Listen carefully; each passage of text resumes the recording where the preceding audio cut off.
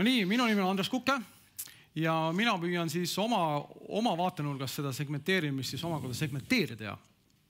Et teema peale mõeldes ja Indrekuga ka neid teemasid arutades ja ka Mikuga arutades jõudsime, et peaks andma mingisuguse juhendi või sellise manuaali või käsiraamatu, et kuidas siis seda segmentatsiooni läbi viia, kui neid ideed ja mõtted on teile kõik meelepärased.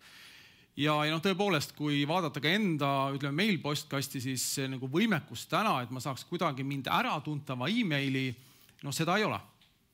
Nii et ma siis veidikene jagaks oma praktilist kogemus selles, mida me need ettevõttes teinud oleme ja millised võiks olla siis sammud. Nii et selles mõttes paber ja pliiats on paljudel käepärast, et see on väga oluline, saaks siis need sammud kirja panna.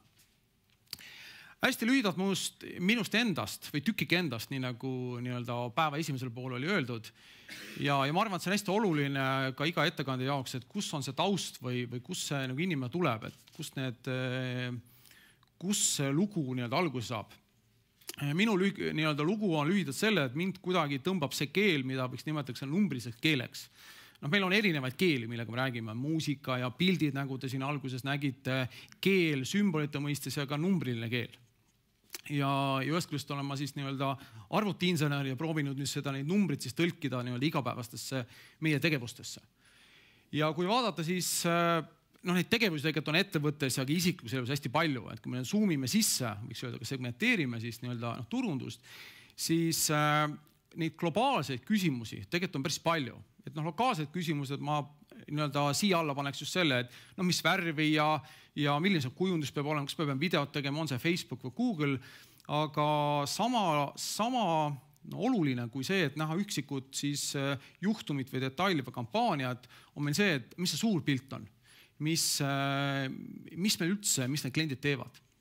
Ja seetõttu seda pikemat horisonti, kui me siis vaatame neid tööriistu ja need vahendid, mis meil siis ettevõttes on, siis need süsteemid püüavad meil ka siis seda hetkeseisu näidata, et on nad siis, et mitu siis vastas ja mitu klikkis, aga kui me tõesti tahaks pikemat perspektiivi, nii nagu Indrek oli näiteks siin püütud siis opt-out panna pikemasse perspektiivi aru saada, mis siis seda mõjutab, mis on see käitur või tunnus, mis paneb meid selles mõttes siis jalgadega, aga siis oma hiirega hääletama. Ja see on see tegevus, mida me siis ettevõttes teeme, et püüame siis neid informatsiooni tuua ühtsesse keskkonda kokku. Et turundajatena teil kõige lihtsam analoog oleks võib-olla see Google Analytics, mis on tehtud teile spetsiaalselt selle veebi liikluse jälgimiseks ja trackimiseks, et annab ilusti selle protsendi, et kust nad lähevad ja kust nad tulevad ja nii edasi. Aga meie ülesanne kogu seda kliendi ahelat siis, et kui me räägime kliendi digitaalsest jalajäljest, siis see algab juba ammu enne seda, kui ta meil ostu teeb ja lõpeb ka oluliselt hiljem, kui me selles mõttes, et selle kauba kätte anname. Ja seda ahelat siis jälgimiseks on vaja siis teatavaid tööriistu ja vahendid. Võiksin küsida või küsingi tähendab, et kui paljud tegelevad segmenteerimisega? Et see on see liigutamise aeg nüüd ühtepidi ja teistpidi kätte. Et mu väide on, et tegelikult sellega igapäevaselt. Et mina käsitlen segmenteerimist ka selliste eristumisena ja üldist otsustamisega. See näiteks on ka segmenteerimine, et täna võtsite aja ja tulite siia. Või see, et osadel on valge bluus ja osadel on must bluus. Et te teete mingeid valikuid. Turunduses siin oli ka päeva algusel see, et meil on väga palju valikud, mida peaks kõik tegema. Ja võt seal me oleme vaadanud või ka mõtestanud seda, et seal on taga üks emotsioon ja see on hirmu emotsioon. Ja see väljendub täpselt selles, et kui ma ei tee kõiki tegevusi, siis äkki mul jääb käive saamata. Äkki mõned kliendid ei osta. Et segmenteerimise mõttekoht või mentaalne hoiak on küsida, kas Pareto reegel põhimõtteliselt on olemas või mitte. Et kui ma teen mingeid asju, siis nad võivad anda mulle veel parema tulemuse kui see, et ma teen kõike korraga. Siin on kas või võtame ajajuhtimisest või erinevastest distsipliinidest, on väga palju neid tõdesi või neid kontseptsioone, et ei pea kõiki asju tegema. Ja kui teie ei tee segmenteerimist, siis teid segmenteeritakse. Näiteks, et kui sõber toob kingi, siis ta tõenäoliselt ei too sama kinki teistele. Et noh, kui võtta nagu e-postiga, siis põhimõtteliselt me toimetame niimoodi, et kui ma tean, et mul on 100 sõpra, kõigil tuleb, noh, aastas on kõigil on kord sünnipäev, ma ostan 100 kinki ära ja siis muidugi jaotan neid nii-öelda. Et me ikkagi lähtume neisse tema omapäraga ja tema spetsiifikaga.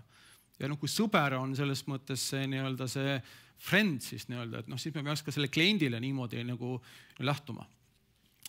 Ja see, et meid segmenteeritakse, noh näiteks kas või astroloogia on ju, mina olen hambur nii-öelda, noh mind on ka kuidagi ära segmenteeritud selles mõttes on ju, et või noh, ütleme teistpidi, kui ma vaatan valimisi täna, siis jällegi ma tahaks, et mind oleks segmenteeritud. Mind kui näiteks isa või kui tööandja või sinise auto omanik või inimest, kes eile käis Järve Selveris, noh mind ei segmenteerita, olgugi et need andmed on tegelikult kellelgi kõik olemas. Nii et selliseid eristumist ja olulisustamist tehakse iga päev ja seetõttu ma käsitleksin, ma isegi või selle sõna segmenteerimise nii-öelda võtaks teilt kuskil mentaalselt asendaks sellise rühmitamise või grupeerimise või sihtimisega, nii nagu ise tahate. Et see segmenteerimine, ma olen nagu aru saanud, kõneles, et see tähendab midagi nagu rasket või keerulist nii-öelda ja püüaks nende 7 sammuga näidata, et ei ole see üldse midagi keerulist, sest tegelikult me teeme seda. See küsimus, et miks seda peaks tegema, see tulebki suuresti sellest, et kui palju me tegelikult seda kliendisuhet siis nagu väärtustame. Et kas ta meil ühe korra, et ma saadan välja ja mul on hea hind ehk 30% allahindlust ja ma tahaks seda klienti kätte saada. Et see kliendi suhte areng on ka nagu arenenud, et kunagi me saame aru, et meil lihtsalt piisa tootest, meil peab olema keegi, kes kliendiga suhtleb. Siis meil on tekkinud mingi suhe kliendiga ja täna, mis me räägime, siis on suhetest. Mitte siis paljususe mõistes, vaid see, et me kliendiga me teaksime, kuidas tema elukaar on, mida tema tänasel hetkel võiks meil nii-öelda soovida. Ja kui me vaatame siis nii-öelda seda ettevõtet, siis otseselt iga osakond tegeleb mingi osaga sellest, müük püüab müüa, turundus müüab teda siis nii-öelda propageerida, aga pikaajalised kliendisuhteid me selles mõttes pikas perspektiivis ei kohta. Aga aru saama, et mis siis klientidega juhtub. Näiteks mulle meenub üks lugu, mida me ühes ettevõttes uurisime siis müügi muutusi või dünaamikaid ja ei leidnud seda ühist nimetajat. Miks siis müük suureneb või kasvab? Uurisime igat pidi, võtsime andmeid ja tegime ajurünnakuid ja siis ühel ajurünnakul lihtsalt need intuitsioon või need taipamised tekivadki neil järsku. Keegi ütles, et kuule, aga selles ettevõttes vahetus meil kontaktisik. Et kas ei või olla muster see, et see käive langeb siis, kui see selle ettevõtte pool see kliendi vastutav isik oli vahetunud. Jah, hüpotees olemas, mõeldud tehtud, võtsime valimi, lasime kliendi halduritele ära märkida, et kellel on see kontaktisik viimasel aastal vahetunud. Opa, saimegi kätte seose. Ehk tegelikult tuli välja, et äriprotsessis ettevõtte müüb ja on Eesti edukas ettevõte, aga sellist protsessi või sellist triggerit, et kui kliendi pool vahetub isik, et siis me peaks ka midagi tegema, teda koolita mitte, ei olnud. Ja käibest andis selles mõttes kohe näha, et tuli uusi inimene ja kui see protsess ei olnud fookuses, siis jäigi tegemata. Et esimene eesmärk on siis see, et kui me segmenteerime, et siis see on ka täna mitu korda läbi käinud, et mis on see eesmärk. Nüüd minu väide on siin, et kui see mõtteviis läheb teil sinna poole, et oleks üks ühine mudel, siis seda on tõesti väga raske teha. Et neid eesmärke võib olla täitsa erinevaid. E-maili saatmine ka kuskil siin olemas, et kellele ma peaks siis selle saatma. Aga mõnikord näiteks meil on hoopiski vaja võib-olla optimeerida, kuidas me jaekassad töötavad näiteks. See on hoopis teine segmenteerimine, et kuidas me seda voogu juhiksin. Nii et teie majandustarkvarad või kohad, kust oma kliendiandmed hoiate, peaksid võimaldada oma erinevaid segmendi tunnuseid sisestada. Ja jällegi lähtuvades siis sellest Pareto reeglist, et see, mis meil ettevõtetes täna on siis see, et kui me ükskõik mida pidime vaatama, näiteks kui vaatame klientide arvu, et siin on jagatud siis 5 segmenti näiteks, see on üks üldistus, aga see kehtib, ma ei ole näinud mustrit, kus see ei kehtiks veel siis me näeme, et mingis segmendis meil on väga palju kliente ja mingis segmendis meil on oluliselt vähem. Kui vaatame, et kuidas nad panustavad meie käibesse, siis me näeme, et need ei käitu samamoodi, et siin on mingi väike kliendisegment või 2 väikest segmenti, kes toovad juba noh 38% käibest. Ja see alumine pilt siis seda püüab illustreerida, siin on siis ühe kliendi keskmine käive. Et siin on küll suur parv, mis võtab mul koormust ära, nad kõik tulevad teataval ajal, mul on vaja teenindada, aga nende panus siis selles mõttes ühe kliendi suurus, panus iseenesest on siin nagu suur, 36, aga mõnikord on isegi niimoodi, et veel eelmine nädal lõppes üks projekt, seal oli siis selline, et 37% klientidest annab tegelikult, lisab käibesse ainult 8%. Ja siin on jällegi sama mõttekiis, kas ma julgen nendega mitte tegeleda või leida siis viise, et nad saaksid ise suunata kas iseteeninduskanalidega kuhugi mujale, sest see võtab minu suhtlusressurssi. Ja see, et ma kliendiga peaks suhtlema, et see on nagu teada. Siis teine oluline asi, mis on ka läbi käinud, on siis see, et tõesti mul see kliendi etapp või see pilt minu ettevõtte toimimust oleks läbi kliendi silme vaadatuna. Kas keegi teist on tegelenud sellise asjaga nagu teenused disain? Siis ma julgeks, et uuriksite selle teema kohta. Et see on siis nagu vaatamine just nagu see kliendi silme läbi. No ma toon ühe metafori, siin on meie enda ettevõtte pilt või teenuse disainist teatri külaskäik. Kui te oleks täna näiteks Draamateatri juht, et kuidas võiks vaadata ettevõtte seest. Meil on mingi etendused ja siis meil on mingi vaja pilet müüa, klient tuleb ja ongi nagu kõik. Et kui me tegelikult vaatame läbi kliendi silme, siis tegelikult see kliendi suhe hakkab oluliselt ennem, et kui ma hakkan üldse valima, ma vaatan mingid uudised, loen lehte, Draamateatri ei tea veel midagi sellest, aga ma juba loen arvustusi, ma pean ostma pileti näiteks, kui piletilevi ei tööta, siis see on nüüd siis hinnang Draamateatrile tegelikult. Ja siis saabumine on alles siin, see on siis see protsess, mida nemad vaatavad ja kontrollivad. Ja ega kui siis teater läbi, et siis ei ole veel asjad lõppenud. Et näiteks kui mul on jama parkimisega või auto on suisa minema veetud, siis olgu hea, see näitleja võib teha nii head tööd, kui tahab, see lõpphinnang loeb ja selles mõttes see negatiivne. Et selle pilgu läbi ettevõtted vaadata, et kuidas see klient siis tõepoolest meil käitub. Ja siin on üks näide, kuidas seda rahasse panna, et kujutada ette, siin on üks restoran, või söögikoht, et tal on siis mingi müügitulud.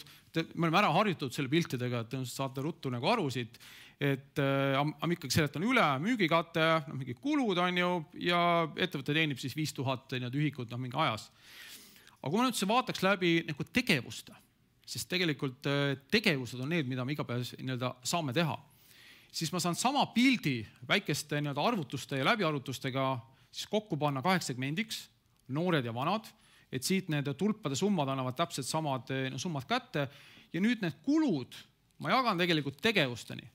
Et on üks kontseptsioon ka, mis ongi activity-based management, mis jällegi kummutab võib-olla mõne maailma, mis ütleb, et ettevõttes ei ole olemas tulus ega kulusid. On olemas ainult tegevused, mida me kliendi jaoks teeme ja tegevused maksavad. Ja kui seda pidi siis panna see ettevõtte need samad kõik kulud kokku, et tellimusse mul on vaja inimesi ja mul on vaja kliendi pretensiooni lahendamine, mul lauda vaja koristada ja mul on vaja kassat kontrollida, kaardimakse maksab. Et siis tegelikult me saame hoopis teisi pildi, et 5000 ei ole see tulem, mis me võiks saada, me võiks saada tegelikult 6337, aga kuna üks segment viis meil raha välja, mis ei tähenda nüüd jällegi, et ma sellest segmendist peaks loobuma, aga see annab oluliselt parema arusaamise sellest, et kuidas ma peaksin siis tegema, milliseid tegevusi kas tegema või siis all hankima. Teema 3, mida ka Indrek tegelikult puudutas, et kus ma saan siis need väljad, et need, mis siis täna olemas on tõepoolest sellised, mul on vaja koguda mingi sotsiaaldemograafilisi ja geograafilisi, aga need on nüüd nii palju, nagu ma ise olen need analüüsid teinud, kõige halvemini tegelikult kirjeldatavad väljad. Sest see, et ühed kliendid elavad Viljandimaal, et nad on täitsa erislased, nii nagu teil, et kõik ühes ruumis siin koos, aga me oleme mingit moodi kõik erinevad siin. Ja geograafilisi tunnuseid siis selles mõttes on täna seal taga on näide selles mõttes sellest mobiilpositsioneerimisest üks äpp, et põhimõtteliselt saate küsida, saadate sellele firmale, kes seal taga nimetatud on, saadate oma klientide mobiilinumbrid ja nad ütlevad, et kus kell 12 öösel signaal tuli. Et te saate öelda, et kas Nõmme teele oleks vaja oleks mõttekas plakat panna või mitte. Nad küll ei ütle, mida te plakati peale peaksite panema, aga põhimõtteliselt saate mobiilpositsioneerida. Nüüd see, mis loob nagu väärtust, on siis tõesti minna lähemale selle kliendile. Esimene lähendus on see, et kus ta käitub ostu ajal, ostu hetkedel nii-öelda. Ja siin on siis erinevaid, et sealt edasi siis liikuda või ka küsitleda, et kuidas ta on hoiakuliselt, et mis on tema nagu väärtused, ja mis on see, mille jaoks ta seda tulemust ootab. Et näiteks kui te võtate, meil üks näide, et oletegi ta näiteks fotokaamerate müüja, klient tuleb poodi ja ostab, nendeks kujutame ette, et kliendil on vaja tegelikult, ta teeb mingit profipilte ja tal on vaja jagada. Ta võtab selle kaameri, läheb koju, installeerib tarkvara, paneb tööle ja siis, kui ta saab selle vau-efekti kätte, siis see tekib alles kodus tal. See seos, et ta sellest poest ostis ammu ilma juba möödast nii-öelda. Ja tal võib-olla tekib, või tõenäoliselt tekib lojaalsus selle brändi vastu üldse. Et küll on hea toode. Aga kuidas see pood peaks nüüd seda kliendi suhet hoidma? Et temaga meelde jääda, et ta ostis selle toote sellest poest. Et kui me saame aru, mille jaoks siis seda asja kasutatakse. Ja üks viis rühmitamiseks on ka siis ettevõtte kasumist või väärtusahelast ja see on ka väga tihti ettevõttel olemas, vähemalt ütleme, on teada need top kliendid, keda ta on siis segmenteerinud ja võib-olla ka sellele siis külge liitnud mingisugused tegevused, et tehakse mingist asju. Saadetakse kas mingisuguseid sünnipäevakutsed või kutsutakse neid peole ja nii edasi. Ja ma harjutan nüüd mõningate piltidega teid, et selles mõttes, et andmeanalüütikuna need pildid alati peaksid mingit lugu rääkima. Et ma loodan ka, et see on teil ka, ütleme, kõigil ettevõttel tehtud, et need on nüüd näiteks segmenteerimisest turu järgi. Et turuinfo, et kes tegeleb jaekaubandusega, Eesti elanikkond on üle loetud, põhimõtteliselt saab kasutada kas siis rahvastiku loenduse või statistika andmeid. See punane tegelikult näitab siis eelmise aasta alguse Eesti vanuse gruppi. Seal saab teatavad tingimustega saab ka rahvust kätte, kellel on see oluline. Ja sinine näitab siis selles ettevõttes, me tegime siis uuringut, palju siis nende klientidest siis vastavas grupis on. Ja siit tulevad siis teatavad nende hüpoteesid. Ja kellel on siis business to business, need saavad siis äriregistrist oma amploa kätte, et samamoodi sinised on siis ettevõtted, roheline on siis sellel ettevõttel tehtud siis uuring, et siin on temal nüüd sektor suur. Ja jällegi siis analüütikud hakkavad uurima, miks see nii on, miks need 2 või 3 gruppi siin on oluliselt, et kas pigem ma pean siia panema, oma turundus suunama või proovima seda veel suuremaks saada, et kus see suund on. Ja siin tuleb selles mõttes olla hoolikas, et eriti kui on business to business, et lõppkokkuvõttes seal taga on ikkagi kliendid. Kliendid, seda on inimesed. Kas te segmenteerite ettevõtet või segmenteerite selles ettevõttes olevat inimesi? Ja seal võib tulla, et teil on küll samas segmendis, ütleme siin IT-segmendis, aga teil on erinevad persoonid vastas ja sellest võib tekkida erinev tulemus. Demograafia, ma ütlesin küll, et tõepoolest demograafia või ütleme see sotsiaaldemograafilised, et näiteks valimisi ka enam ei suudeta enam nagu hästi põhjendada enam vanuse või rahvuse või soo järgi, et pigem räägitakse täna juba haridusest ja sissetulekutest, et need on juba suuremad kriteeriumid. Minu väide on ka küll aga see, et me oleme ettevõttes näinud, et kui see samm jälle vahel jätta, siis teil on mingi teadmiste lünk või teadmiste auk. Te peate need pildid ikkagi endal läbi vaatama ja siis te tulete selle juurde, et ahaa, see ei mängi, lähme järgmise grupeeringi juurde. Ja siin oli ettevõte, kus tegelikult olid need erakliendid, isikukogud olemas, nad olid lepingute sees, need ei toodud kunagi majandustarkvarasse juurde. Tegime selle töö ära ja ettevõtte enda käive oli selles mõttes, siin on küll klientide arv praegu, aga põhimõtteliselt ka käive oli tõusvas tempos. Mingit hirmu või mingit alarmi ei olnud. Analüütiku töö on alati vaadata sissepoole ja kui me siis sissepoole vaatasime, siis me näinud, et midagi on pildil valesti. Ja pildil siis siin all on see aegreas, ehk me mõõtsime ära, et see oli tegeliselt lepinguliste teemadega, et me saame mõõta palju igas hetkes on kliente ja siin on siis kliendi, Y-telg näitab kliendi arvu suurust ja kui panin vanuse plokkidesse, siis selgus siin, et see punane joon, et see vajub läbi, et on selgelt üks vanusegrupp, antud juhul siis 20-30 vanuses, olid oluliselt teistmoodi hakanud käituma. Kui see algus oli, et see ei ole, esimene reaktsioon on ikka, et see ei ole õige. Te olete andmetest midagi asja. Ja mõnikord oleme ka, täiesti tunnistan, et selles mõttes, et alati tuleb üle kontrollida, aga siin selgus, et tõesti see nii on. Ja muidugi siis võeti vastavad meetodid, et need pilte selles mõttes, et tuleb nagu läbi vaadata, mis ettevõttes on nii-öelda. Ja hea sõnum mul teile on see, et tegelikult need andmed on teil kõik olemas. Sellised põhiliselt käitumislikud, eriti ostukäitumislikud. Millal ta viimati ostis? Mis tooterühma ta ostis näiteks eelmine aasta mõne uue tooterühma? Kas ta jaanuaris käis või et ka milline hinnaklass on? Et need on kõik tegelikult andmete pealt välja arutatavad väärtused. Ja nii nagu me ka Hindrekuga väga mitmes projektis on teinud, et tõesti, et mõned asjad on võimalik, need ei ole ka turustel olemas, aga need on võimalik välja arvutada. Et kui ta on ostnud näiteks ajakirjasi, mis on venekeelsed, et ju ta, isegi kui rahvuse tunnust ei ole, me võime luua teatav hüpoteesi. Või kui ta näiteks ostab lapse mähkmeid, siis me põhimõtteliselt võime tagataustal arvata, et tal tõenäoliselt on siis see on lastega pere nii-öelda. Ja harjutades teed veel piltidega, siin on lihtsalt siis üks näide ettevõttes, kus siin on siis käive jagatud siis 100%-ga, kus see käive tuleb ja jagatud siis all kliendi ostude kordadega, et antud ettevõttes siis kliendid käivad pigem ühe korra ja see toob siis 33% nagu käibest. Ja mõnikord on selline üllatusi, et näiteks, et kui te teate, et teil on mingi selline teenus, mida saab ainult ühe korra osta, aga et stopp, et keegi ostab 13 korda, miks ta nii on? Ja sealt võib tulla ka algatusi uute toote teenuste tegemiseks, sest see on, me võiks nimetada, see on anomaalia, aga see on mingi eripära. Ta kasutab toodet hoopiski mingis uuel moel, mida me tegelikult ei tea. Ja selliseid pilte, kus pildid on sellepärast hea, et inimese silm on, et me oleme igast looduspilte, et siin on siis nagu kivimite koostuseks öelda, all on vanus jällegi lihtsam grupeering, aga näha, et siin, kui me siia hakkaks mingit otsepostust tegema, siis see muster on oluliselt teistmoodi, ehk meil midagi juhtub siis nii-öelda. Et meil oleks parem arusaamine nendest klientidest siis ja nende erinevatest käitumistest. Siin veel üks näide, kus meil on siis hinnakategooria sama toode erinevate hinnakategooriatega ja põhimõtteliselt selgub siit, et see sinine on siin on see müügisumma üleval, siis on summa, mis saadakse siis ühe kliendisegmendi, et tema üle 70 euro selle eest ei maksa.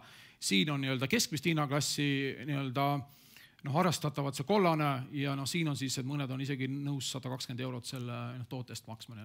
Ja jällegi, et tõenäoliselt, kui me sellele oranžile saadaksime nüüd -30% hinnakirja, tõenäoliselt ta ei tee opt-out'i sealt, aga me ei räägi temaga personaalselt, ta hindab hoopis teist asja. Ja tõenäoliselt ma ütleks, et see hüpotees, et me saadame hinnaalandusega on ka see, et me ei tea kliendist rohkem. Ja me teame, et see hinnaalandus toimib igal juhul. Et see on meie mentaalne mõtteviis, et siis me saame vähemalt pihta nii-öelda. Neljas asi, mida võib-olla sinna vihikusse kirjutada, on see, et tõepoolest meil on vaja mõningaid selliseid tööriistu. Et mõnikord me ei tea, meil hüpoteesi on palju. Et näiteks ka siin see üks Hindreku näide, kus meil on 33 tunnust iga kliendi kohta. Meie aju ei võta selles mõttes, me oleme küll head eristajad, me suudame iga ühest näha tema eripära, aga suurtest mahtudest, et siin on vaja arvuti abi. Et meetodid muidugi on veel, et me saame ajurünnakut teha ja me saame selliseid lihtsalt ristpilte teha ja lihtsalt märksõnadeks, et kui te oma IT-juhtidega suhtlete, et siis või keegi, kes andmestikust oskab midagi teha, siis et 3 sellist matemaatilist võrrandit on, mis siis ütlevad teile ette, et sellised seosed eksisteerivad. Ja lisaboonus, mis asjast tuleb, jällegi sidudes Hindreku ettekannega, et need mudelid ei ole mitte ühekordse klassifitseerimiseks, vaid te suudate nende alusel ette ennustada. Et kui mudel on loodud, see on hulk kihve, kui on see, siis juhtub see, et te need saate kasutada järgmisel otsepostil. Ja mõningad näited siis jällegi, et pildid, siin on näiteks siis näide, et kui on hüpotees selles, et kas meie kulu, mis me teeme, kas kuidagi see korreleerub müügituluga. Et siin tuleb olla hoolikas, korrelatsiooni alati ei tähenda põhjuslikku seost, aga me kohe hoomame ära, et tõepoolest, mida suurem, ehk mida ukse poole on pilt, siin on ka mõningaid erandeid, nii nagu alati mudelites, et ükski mudel ei ole lõplik. Et see on see statistikute nali, et ükski mudel ei ole lõplik, aga mõned mudelid on kasulikud. Et tekib mingisugune arusaamine. Ma siin mõnikord lihtsalt käin ka EBS-is esinemas arenguprogrammides, et sealt üks näide, et proovides siis et ise saaksite proovida. et siin võiks öelda, et te peate kehastuma siis Jõelähtme golfiklubi turundusinimeseks. Põhimõtteliselt on küsimus, et millal välja saata meil, et kas siis ette teada ilmastiku pealt, kas nad tulevad siis mängima või mitte. Ja me oleme mõõtunud, nad saavad mõõta, et kas tulid grupp mängima või mitte. 4-dimensionaalne ruum. Kas keegi, siin on siis see, et kas te tulid inimesed või tulnud. Et kas keegi oskab, keegi aju ragistab selle lahti, et milline on kõige enam selle mängimise funktsiooni suhtes kõige tundlikum tunnus. Kas see on see, kuidas ilm paistab, mis on temperatuur, milline on õhuniiskus ja kas tuult on või mitte. Ingliskeelselt küll, aga saate sellest mõttes aru. Et juba 14 reaga meil tegelikult tekib suur aju ragistamine ja kui panna see pilt, et pildid räägivad tihtilugu paremini ja siin on siis pildis samad 4 grupeeringut ära toodud ja punane on siis see, mis ütleb, et jah, tulid küll. Ja kui me otsime seost, siis tõenäoliselt teie silmad lähevad sellele, kus on ainult punane tulp, ei ole sinist, ehk ei ole äraütlemisi, siis me ütleme, et kui kõige esmane funktsioon võiks olla see, et kui on selline keskmine ilm, siis alati on tuldud. Sõltumata temperatuurist siis sellest ja sellest alati on tuldud. Kui on viimane, siis tuleb vaadata lisatingimusi. Ja arvuti ehitab siis, et ma ei petaks, te saate hiljem slaidid vaadata läbi, et kui need andmed ära grupeerida, siis tõepoolest nendel tunnustel on alati golfimängijad siis tulnud. Ja arvuti teeb siis sellised otsustuspuuks, nimetaks seda, et mis on siis ahelad, et kõigepealt on siis see outlook, et kui see on siis mis ta on, et kui ta on siis, siin on siis see, et ta on keskmine või selline Eesti keskmine ilm, et veidi pilves, et siis tullakse, kui ta on vihmane, siis vaata seda. Et on mingisugune loogika, mis aitab siis üht või teist juhtimisotsust teha. Ja see on nüüd siis üks viimaseid projekte, kus me tegime, jagasime siis, seal oli siis tõesti sealt see pilt, kus on 33-dimensionaalne mudel, jagasime siis kliendid ära ja arvuti tegi siis 7 klastrit või 7 rühma nendest. Ja siin on ma tõin ta selle jaoks just välja, et siin see värv siis nüüd tähendab vanust. See ei tähenda, et ta on 99 aastane või statistikute jaoks kodeeritakse kõik ära 0-1. Et siin siis kõige vanem on punane, näete, et siin on veidi nooremad, siin on vanemad ja siia teile panime hinnatundlikkuse. Jällegi on võimalik välja arvutada, et 1 tähendab seda, et ostab kõige kallimad selle grupi toodet, 0 tähendab või 0-st kõrgem tähendab seda, et ta ostab ainult kampaaniatooteid. Näiteks selle grupile ei ole mõtet siis seda hinnatundlikkust tõepoolest saata, et ta alla 0,25 keskmiselt ei lähe. Ja need siin on sellised magavad agendid, kes on küll grupis olemas, siin ei ole ühtegi, need ei ole kunagi seda tootegrupi ostnud. Et müügipotentsiaal, aga miski pärast. Ja nüüd ma võin teada, et kas nad, kui nad ei ostnud, kas nad pigem ostaksid siis odavat või pigem näiteks siin ei ole kuidagi see tunnus, ei seleta kuidagi, mis hinda ta ostab. Ehk jällegi me vaatame midagi rohkemat. Et siin on neid näiteid kui ka neid näiteid. Aga siis piltidega samas jällegi siin nemad tõenäoliselt on ainult sooduspakkumiste peal, alla 0,4, et 0-1 skaala, et ootavad ainult, et mul oleks mingid soodushindasid. Ehk nende mudelitega saab igavesed tegevused teha oluliselt lihtsamalt. Siis mida ma olen veel näinud, et selle andmetega, mis siis kas korra välja arvutatakse, et neid ei kasutata, ütleme siis, ei taaskasutata, et nad on kuskil baasides olemas, aga neid ei panda siis uuesti mingis programmidesse, et näiteks ta on teie turundustarkvas või meil peab olemas, aga sellest ei tea midagi näiteks majandustarkvara või sellest ei tea midagi teie veebimootor. Ja siin lihtsalt see mõtteviis, et andmetel on selline iseloom, et on üks varaliikidest, aga teised varad alati kuluvad, kui sa jagad, aga andmetel on see, et mida rohkem sa jagad, seda paremaks nad muutuvad. Et tõepoolest nad peavad olema siis erinevate inimeste poolt kätte saadavad.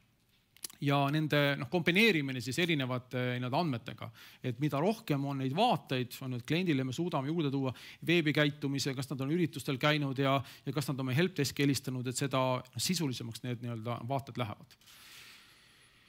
Ja sellest mõttes tõenäoliselt on see juba vana näide, aga siin ka ühest ettevõttest aastad tagasi tehtud, kus siis ei olnud veel selle ettevõtte andmeid kokku pandud, oli siis täpselt samamoodi, olid siis uudiskirjad, saadeti välja, siin on siis näha paljudele mitu kombinatsiooni välja saadeti ja kuidas oli siis see klikkimiste määr, alla 0,57 on siin kõige suurem olnud ja me saime mingi mustri. Ja ettevõte elas selle teadmises, et need on siin, ütleme, teabekirjandus ja lauamäng ja venekeelne kirjandus, et need on väga head, kuhu võiks seda nagu saata. Ja kui me siis võtsime selle vaevaks, et panime ka siis tegelikult ostjatega kokku, sest meili saab ilusti siduda nii-öelda, vähemalt selles ettevõttes oli see nagu võimalik, siis see punane nool või punane joon näitas need, kui palju neist saajatest siis tegelikult ostu sooritas.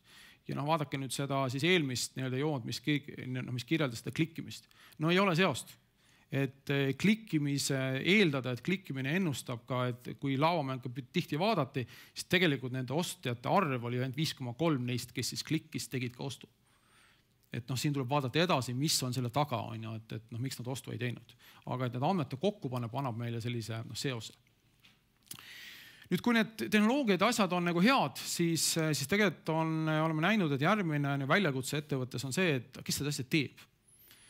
Mismoodi moodustad see meeskond? Ja kontrollküsimus siin alati on see, et paljud turundajad, kui siin on turundusinimesed, paljud olete oma IT-juhtidega istunud koos või kas teil on regulaarsed istumised?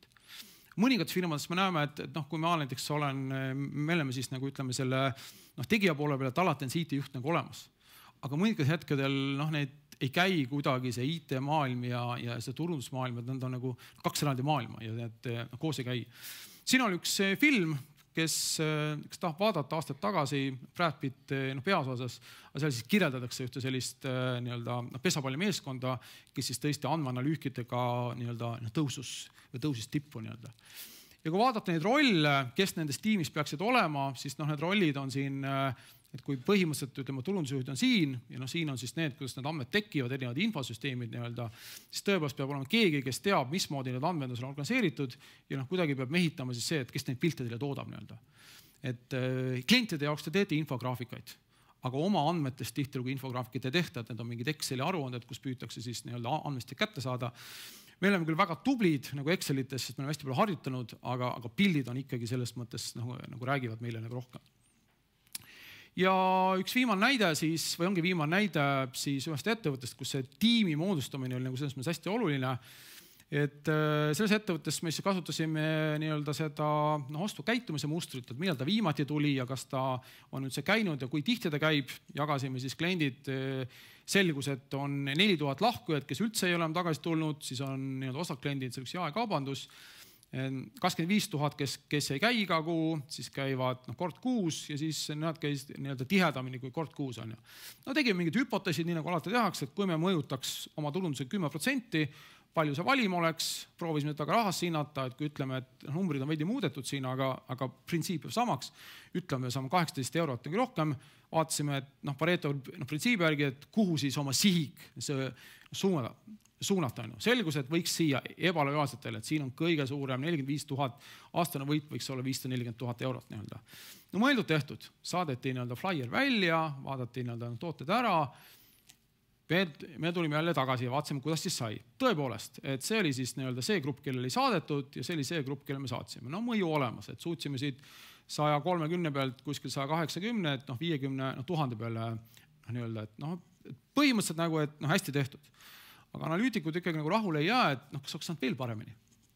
Kui hakkasime nagu analüüsima, siis me leidsime, et tegelikult meil on ahelas väga mitmed asjad, mis olid katki ei toiminud. Esiteks see, et postaadressid ei olnud kvaliteetsed.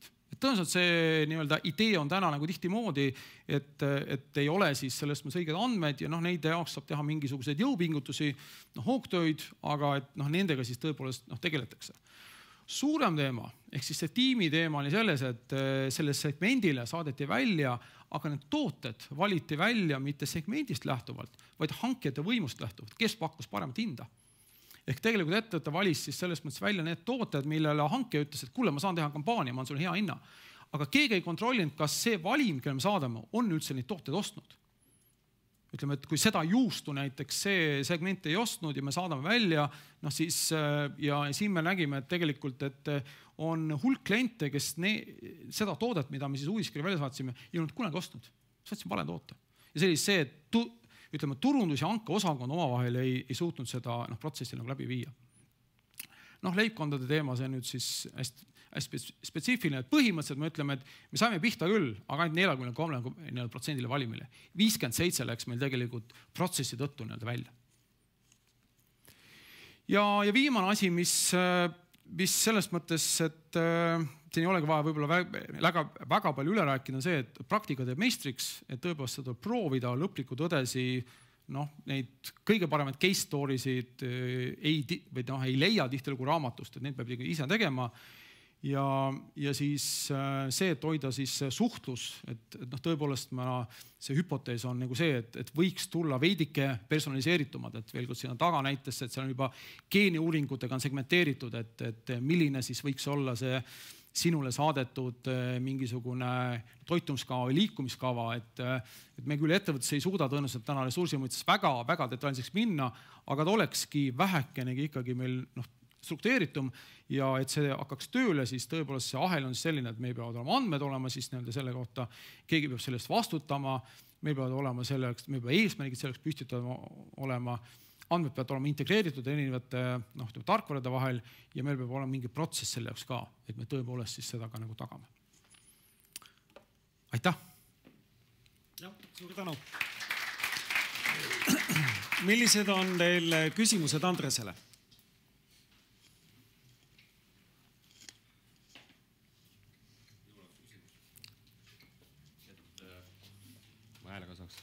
Et mul on küsimus, et see on nii keeruline, et te teete iga päev seda sama tööd, et miks me võiks seda korduv kasutada, mis te teinud olete?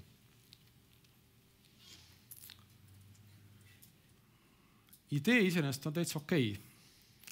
Aga ärid, et kui me siingi võtame seda nagu protsessi, äride taga on inimesed, nende mõtteviisid esiteks sellest, millist äri peaks ajama, mismoodi me klientiga suhtleme, ja kes need kliendid on päris erinevad.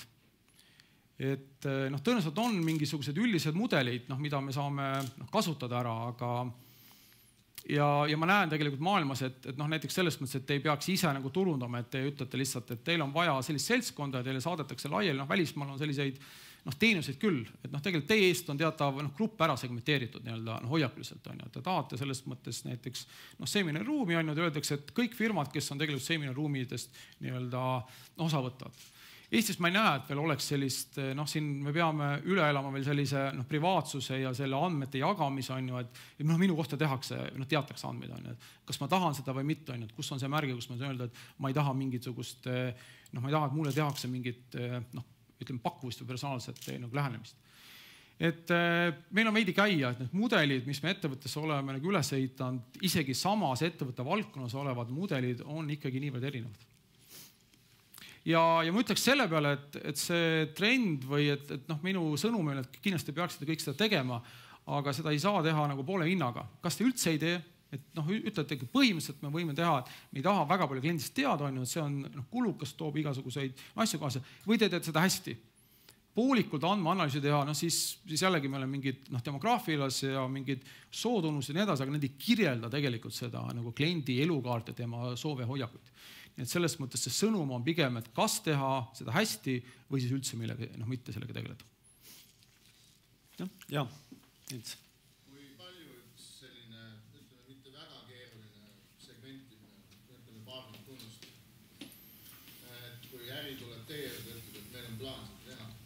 Ja millal te esimese mudeli vastu annate? Keskelt läbi.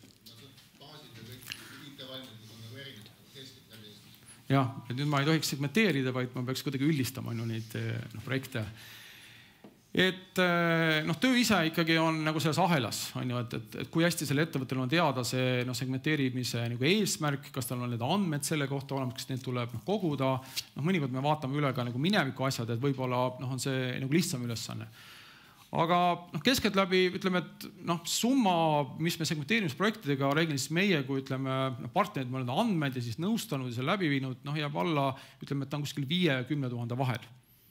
Et see on siis olnud see töö, mida me oleme nüüd selle segmenteerimise jaoks teinud. Ajaliselt ta kestab noh, ma ütleks, et võib-olla kuu-poolteist on see protsess. Sõltub ka ettevõttest, sest et mõnikord on vaja ka seda testimist teha, nii nagu selles ettevõttes, et noh, me oleme mudeli valmis saanud, aga mudelit tuleb alati valideerida. Et üks valideerimine see, et noh, saadame mingi testi, et noh, me teame näiteks, et need kliendid, noh, nendel meeldib näiteks noh, sinised paadid, on ju. Ja siis võetakse sealt valim saadetakse, et kas tõepoolest see reaktsioon on parem. Et noh, siis läheb jälle aega, on ju, et noh, see no, flyeri või noh, tulunduse väljasaatmine, siis antakse mingi noh, kuu aega. Aga kui ütleme lihtsalt saada segmendid valmis, need ära kirjeldada, jah, et üks kuu ja kuu-poolteist on läinud nendega. Jah. Kas see tasub ennast ära? Mis on need, kas on olnud ja mis on need võidud? No see on ka alati selle valiku juures nagu see, et noh, mida me siis tõesti, noh, mida see annab, on ju, et ettevõtted on kõik, noh, väga paljud ju täna ilma segmenteerimisega, et noh, on küll mingid tunnused andmebaasis, aga ma ütlen, need ei kirjelda tihtilugu siis seda, mille jaoks seda noh, on mõeldud, et on pigem siis nii-öelda mingisugused noh, üldised tunnused.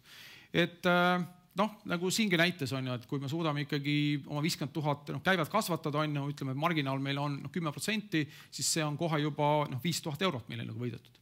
Et selles mõttes, aga pigem ma näen just seda, et see on nagu pikaajalisem nagu, noh, projekt, võib-olla ühekordset projekti saaks veel teha mingisuguseid no, kiiremaid. Aga see on nagu selline, et noh, ma ütleks isegi, et ta ei ole nagu või tähendab, ta ei ole projekt, ta on nagu protsess või nagu mõtteviis. Et kas me hakkame sellel teel minema, et noh, meil on mõningaid kliente, kes võib-olla on siin noh, 5 aastat tegend segmenteerimisega, ikka tekib mingi uus mõte, kuidas seda nagu teha. Et ta on nagu tõesti, et kas me tahame kuidagi kliendi elukaart nii-öelda paremini teada, mitte ainult selles konkreetses hetkes, kui ta meid ostis, aga me teame, mida ta võiks aasta pärast osta, mida ta võiks 2 aasta pärast osta. Ja. Veel küsimusi?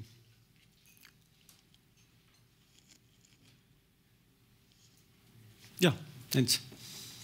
Kuidas teil ametialane turg on, palju Eestis selliseid korralikke segmente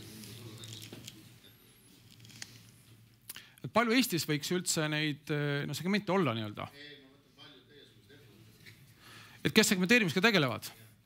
No, mina tean, ütleme, lisaks meile on mõningad turundus no, ettevõtted, kes on nagu teinud, aga kui me oleme vaatanud jällegi nagu kliendi poolt no, nimesi nimetama, et mis siis on tehtud, siis on ka tõesti nagu no, suhteliselt lati alt nagu no, mindud. Nii et no, see tande minu ja Sauliga noh, kes ikka ennast kiidab, ma ei tea paremat tandemit Eestis kui me kahekesti. Ja, veel küsimusi? Kas on mingi korrelatsioon ka selle kliendi baasi suurusega, 100 klienti või mõistlik on see tegevus või kui see paar tuhat?